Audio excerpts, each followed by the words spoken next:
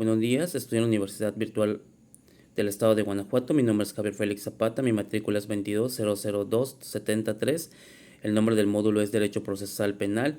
El nombre del reto 1, cuáles fueron los antecedentes latinoamericanos de reforma constitucional mexicana, la licenciatura de Derecho. El nombre de mi asesor es el maestro Arturo Trujillo Ramos.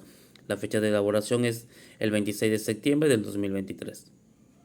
En el presente reto se plantea tres interrogantes a los cuales daré una respuesta lo más clara posible, tomando como punto de partida la lección Revolución en el proceso penal latinoamericano del autor Massimino Langer.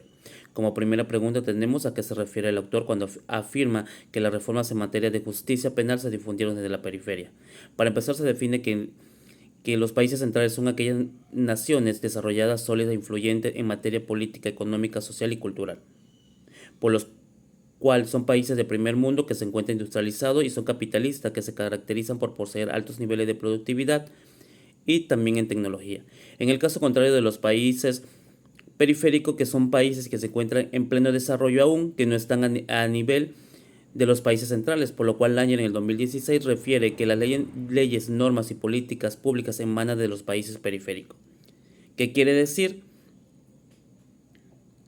Que son países que impusieron primeramente esos tipos de leyes por los cuales los países centrales adoptaron este sistema y las tomaron en práctica al reconocerla como reformas que generan un beneficio a su sistema de justicia penal. Se puede dar esta discusión de manera horizontal o semi-horizontal, por lo cual se puede difundir entre actores de países periféricos a otros países periféricos y no necesariamente necesitan la intervención de los países centrales.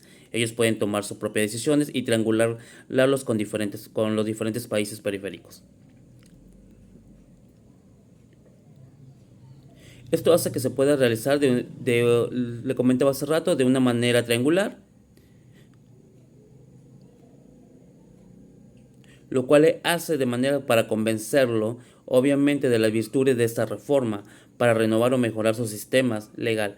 En pocas palabras, asume que la transmisión se debe desde un país periférico hacia los países centrales como norma, haciendo principalmente de los países periféricos. De ahí nació lo que es obviamente las normas obviamente que aplicaron los países centrales, surgieron de los países periféricos, de unos países que no estaban plenamente desarrollados. En la segunda pregunta dice, ¿qué distingue a los códigos inquisitivos y a los códigos acusatorios en Latinoamérica?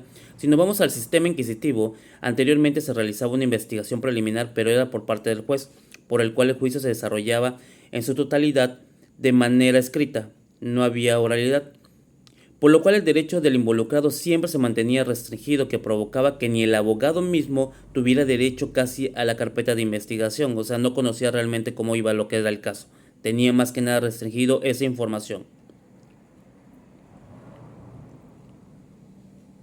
Es el cual en este sistema el juez fungía con dos tipos de roles, él era el mismo investigador y al mismo tiempo él era el juzgador, o sea, jugaba de las dos partes. Lo que provocaba ese sistema es que la previsión preventiva era obligatoria. Antes de demostrar su inocencia, él ya estaba preso, digamos lo que era el acusado. Se mantenía obviamente restringiendo lo que eran todos sus derechos.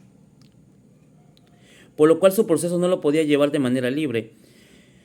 Con la modificación del sistema acusatorio en la actualidad reformado cuenta con grandes beneficios, pues en esto se maneja la igualdad entre la ley, la no discriminación, igualdad entre las partes y sobre todo el apego al debido proceso, el respeto a los derechos humanos, la presunción de la inocencia y la provisión de doble enjuiciamiento. No puede ser enjuiciado por el mismo delito dos veces. Y sobre todo en el sistema de la prisión preventiva ya no es obligatorio, solo es aplicable en algunos casos cuando sea necesario, obviamente, o en un caso concreto es que va a ser la prisión preventiva. Y por último, dentro de su proceso sigue existiendo fases de manera escrita, también se incorpora la oralidad, a diferencia del inquisitivo que prácticamente en su totalidad era de manera escrita. Como tercera pregunta tenemos, ¿cómo influyeron los actores internacionales en la formación y expansión de la red de activistas reformadores en América Latina?